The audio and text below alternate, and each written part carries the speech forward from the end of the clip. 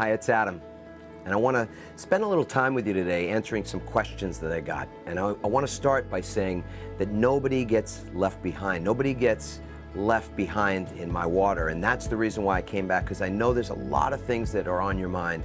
We got some questions, and I'm just going to read from the iPad some of these questions and address them and hopefully be able to help you to make a great decision. So here's question number one. It says, do I have to stop or quit what I'm currently doing and just up and change everything? Well, I think of this as sort of the burn the ships fallacy, and it's probably one of the most difficult things for people to deal with. And I think it's probably because the media has sort of drummed it into our heads that in order to be successful or to do something really big, I don't know what big means, but to do something important in our lives, we actually have to put it all on the line. We have to push all the chips into the center of the table. We have to, in essence, burn the ships. And I think this is flat out untrue. So first of all, I'm going to call BS on that whole thing. It's not true. It's not what you have to do. It is a commitment device, and there are people that do it, but they're the outliers. They're the people that are literally outside the bell curve. They push it all into the center of the table. They risk everything, and more often than not, they crash and burn. And you don't hear those stories. You hear the stories of the people who occasionally are able to succeed in doing that. But what really happens when that's what you believe, when that's your mindset, that you have to risk everything in order to change your life, in order to create the business that you've been thinking about since you were 15 years old. I mean, I was an entrepreneur starting at 15, and I always wanted to have my freedom. I always wanted to be able to do what I wanted with my time, and of course have as much money as I wanted or needed. And so that's a great dream. That's a reachable dream. You do not have to quit your job necessarily to do that. You don't have to move to Fiji to do it. You don't have to risk everything that's in your bank account to do that. What you need to do is take a small step, a baby step. So the burning the bridge fallacy, the myth that you have to actually risk everything, the reason why it's such an insidious problem is that it means that everything's on the line, and therefore it brings up fear. And fear is the only thing that stops us. It's the only thing that stops me. It's the only thing that stops you.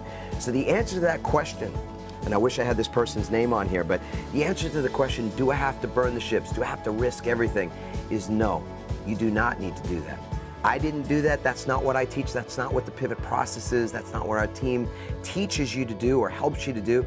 It is to create a plan B, to create in essence, a second plan to pursue that thing that you have wanted to do for so very long. That's the simple answer to a very complicated question. So getting started is the answer. Staying stuck, staying where you are is the problem. And the thing that keeps us stuck again is fear. It's fear that it's got to all be on the line in order to succeed. That's BS, and you don't need to go down that road in order to have what you truly, truly want and what I believe you deserve. So question number two. I'm afraid that everything I've done so far will be wasted. Well, that's a big one. And I think it hits people that have been around a little longer, maybe have a few more gray hairs, or in my case, have a few less hairs. Everything that you've done so far is perfect. I know it's going to sound strange, and maybe it even sounds a little like it's sort of motivational. I'm not interested in motivating anybody. I like to inspire myself and hopefully inspire other people, but the truth of the matter is that everything that's happened in your life so far has happened for a reason. Everything that's happened in your life so far is valid. Therefore, it was required. Therefore, it's useful. And the whole alchemy of life, the beauty of life, is to be able to utilize everything, all of it, even the stuff that you might think of as shit, is fertilizer for the next thing that you're supposed to be doing. There's no question that the art of living successfully is to be able to connect the dots, to be able to see what other people cannot see the relevance in all the seemingly random events that have happened in your life, and every one of them is valid. So whether you've been working in an ad agency or as an accountant or as a lawyer, like in my case, a lawyer for 20 years, to do something new means you're going to draw on everything you've learned so far. All of those skills will be useful to you. You just don't know at the moment how they'll be useful, and therefore it brings up fear. So it's natural to ask this question. I completely get it, but the fact of the matter is that whatever your new venture is, whether you're going to create a pop-up art gallery, or you're going to get a truck and sell meatballs out of a truck, which we've often thought we'd have my wife Randy be doing that because she's such an incredible cook. whatever it is that you're going to do, that you want to do, what you've done so far will help you, will serve you, will inform you, and give you wisdom to be successful at that. You've just got to feel it. You've got to have that confidence. And sometimes, you know what? We lack confidence. We have these conversations all the time. This is not a one and done thing. It's not like I can give you a pill or prescribe something where you're going to feel confident for the rest of your life. You know, every day you're going to wake up and you're going to have the same sort of battle. You're going to have to be vigilant with yourself. And that's where training and support comes in. That's where our team comes in, because pivoting, reinventing is our gig. This is what we help people. This is what we've done ourselves. This is what we hopefully are able to model in the world, and we can help you do the same. So the bottom line is, you're in the perfect place right now, right where you are, what you've learned, what you've done to move forward. You just need a little bit of confidence and maybe some tools and skills to help you to get that bridge built and get into that new space. We can help you do that. Question number 3. I feel like I have to wait for the right time to start something like this. Well, I'm laughing only because that's everybody's thing, right? Everybody's waiting all the time for the stars to align, right? I'm waiting for the stars to align, waiting for the ducks to line up. The funny thing about it, if you ever see ducks, they do line up. They do line up, right? Except they don't stay 10 seconds after they're lined up. What are they? They're like scattered again, right? So waiting for the ducks to line up, waiting for the stars to align. It's waiting forever. It's waiting for Godot, you know, that old play. It's waiting for things that will probably never happen. And I want to sort of get in your face too much about this, but waiting is a habit. Putting things off is a habit. Procrastination is a habit. You know, there's an old Chinese proverb that says this. It says the best time to plant a tree was 20 years ago, and the second best time is now. Right? So we all wish, you know, or many people will talk about, I wish I'd bought real estate in the 80s. Well, the people that were living in the 80s said they wish they bought real estate in the 60s. And those people said, I wish I bought real estate in the 40s. I mean, that's the joke of it. Now is the time. There's never going to be the, quote, perfect time, or at least what you think is the perfect time. I'm telling you, and I have the ability to do this, that you can't. We can't often see ourselves. We don't have that objectivity. I'm telling you, this is the perfect time. This is the perfect time for you to get started. And don't wait for anything else to get you going. Doesn't matter what it is that you do, you just need to do something now instead of thinking about it for the next 10 years, because that only leads to regret. I can't even say the word. The word just doesn't even taste, you know, I won't even say it again. You heard it once. Start now. That's my advice, and I love that question, so thank you. Question number 4. This one you guys are all going to know, right? I don't have the money to invest, right? Man, this is the objection of objections, right? It's the excuse of excuses. I don't have money. Whoever has the money for it. I mean, I know you think people do, but you know, when you're a billionaire or a millionaire, you don't think they think about money? You don't think Oprah thinks about money? I mean, I once saw an interview, I think it was Oprah and Shania Twain, and they were talking about going to Payless Shoes and how they could save $9 on a pair of shoes. So look, money is a blueprint thing. It's a programming thing. You've been programmed to think about money the way you do. And for the most part, if money is an objection to something you truly want to do, it's because you're coming from a place of scarcity. And that programming, that scarcity mindset, has been programmed into you. It's not like you were born with it. I mean, this comes from your parents and your grandparents and from the other people in your, you know, that have been influential in your life, and even from the people who are gone and you never met. It's in your DNA, and you've got to challenge that. And the only way to challenge that is to simply ask yourself, do I want to do this thing?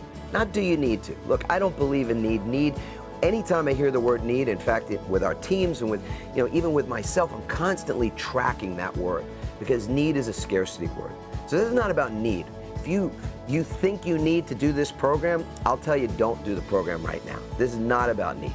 This is about want.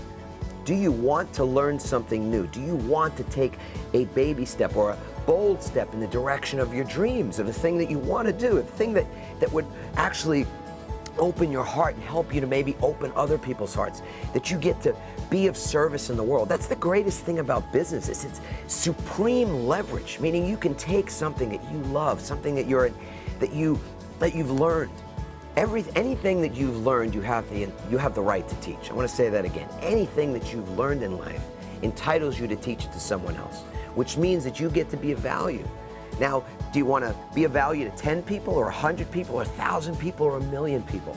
What I love about business and why I'm a serial business owner and entrepreneur since many years ago is that it gives you the leverage to touch a lot of lives. And if you just do it for yourself, if it's just a hobby, you love to cook and you cook for your family, and every Sunday you're the one making dinner and people just can't get enough of your food, and that fills you up, that fills your heart, and that's all you want, fantastic. But if you'd like to have other people taste that cooking, because you know that you put the juju in that cooking, you put the healing energy in that cooking, you put the love in that cooking, and it makes people different, it helps them to be more loving people, and you want that to spread, you want that to other people to experience that, then you've got to be in business to do that. You've got to get out there, you've got to be bigger, in other words. And so right now, if money is the thing that's in your way, it's the perfect moment to challenge that. To challenge that scarcity mindset by doing something and saying, money is not going to stop me. Money's just a thing. Like anything else, it's currency. It's an exchange energetically. There's always enough money for what you truly want. There's always enough money for what you truly want. So if you answer the question, is, I want this, you find the money, period, end of subject. And if it's not something you truly want or you think you need it, then the answer is no. I hope that answered that question. Question number 5. I'm already so busy. What if I don't have the time? So I think we covered money. Now we're going to cover the other huge objection, right? The big excuse in people's lives, I don't have the time. And this was mine, actually. My objection wasn't so much money when I was given an opportunity to kind of advance myself and go back to school, learn some things I hadn't learned. My issue, my challenge was time. How will I ever find the time? I was in a full-time business already, 4 kids, house, cars. I think we had gerbils and fish, 2 dogs, all that kind of thing. How will I ever find the time? And the truth of the matter is you'll never find the time. If you don't think you'll find the time, you'll never find the time. We find that, look, you want to have great relationships with your kids, you're going to find the time. You want to have great relationship with your life partner, you're going to find the time. Anything that you truly value, you will find the time for, or you won't. And it's just an energetic exchange. And I'll say this to you because I think it's probably the single biggest challenge for people. And I've had the blessing to work with a lot of people from a lot of different cultures around the world for many years now. So I say this with some element of experience, that we do not care for ourselves nearly enough. We fall down on the job of self-care and self-love. And so we put off the things that are actually important to us until some time when we feel better, when we feel more worthy, when we feel more deserving. You've got to give yourself time. If there's a dream that's in your heart, if it's still there somehow after all these years, something you've been thinking about since you were 10 years old, or when you were 20 or 30, or maybe it's a new dream that just sort of, popped into your head. You've had business ideas, that you've not executed, you've not done anything with. You've had business ideas where you've actually seen those ideas done, executed by other people or other companies, and gone, oh man, I wish we could have done that. I know my wife Randy, she's had so many ideas that we've spoken about years and years ago, and then we watched with frustration as a couple of months later or a couple of years later, these great business ideas were taken up and really done well by someone else, which was such a blessing. Now, we didn't think it was a blessing at the time, of course. We were like, oh, can't believe we missed that chance. But the truth is that when there's a great idea, I truly believe that the universe, spirit, God, will not let that idea go to waste. So if you can't bring it forward, thank goodness someone else will, right? So you've got some great ideas. Maybe you've got something that's been a dream of yours from, way back when. Now is the best time. Now's the only time. This is the only thing we've got. All of our power, I'll say this again, all of our power resides in the present moment. And you deserve this. You deserve to give yourself everything that you want in this moment. I'm not talking about being self-indulgent. I'm talking about if you've got a business idea or something you're passionate about, maybe you want to actually take up that painting. You want to teach other people yoga, whatever it is that you really want to do, now is the time to do it, and you will find the time. That's the bottom line. anything that you truly care about, you will find the time for. And it's kind of an interesting thing too, and this is the last thing I'll say about this, is that when we make commitments, and this is the same thing for money, time and money. When we make commitments, the universe, I believe the universe meets us in that place of bravery, where we're courageous enough to make a bold commitment, or what feels like a bold commitment. When we commit, the universe moves. The universe moves, it shifts. And so magically, miraculously, however you want to say it, the money appears. The time is there because the universe knows you're serious. And when you're just sort of dabbling, you're a dabbler like so many people are, the universe knows you're not serious. And so there's no place to meet you. I don't believe that the universe meets us in mediocrity. It'll never meet us in that place or that space. So this is about you challenging yourself right now to seek, to take what you're seeking and do something with it right this moment, and the time will be there for you. Question number 6.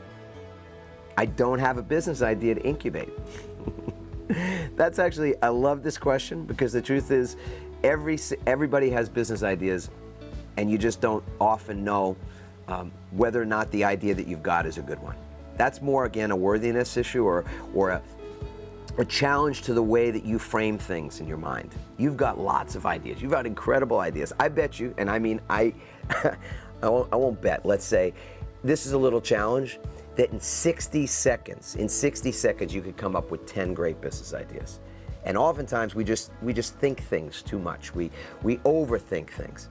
You've got great business ideas. What you're really lacking potentially, the person who asked this question, and I know you're not alone, is a process to help you to decide which are the best ones. Oftentimes we get people that either say they don't have an idea or actually have too many ideas and they don't know which one to focus on.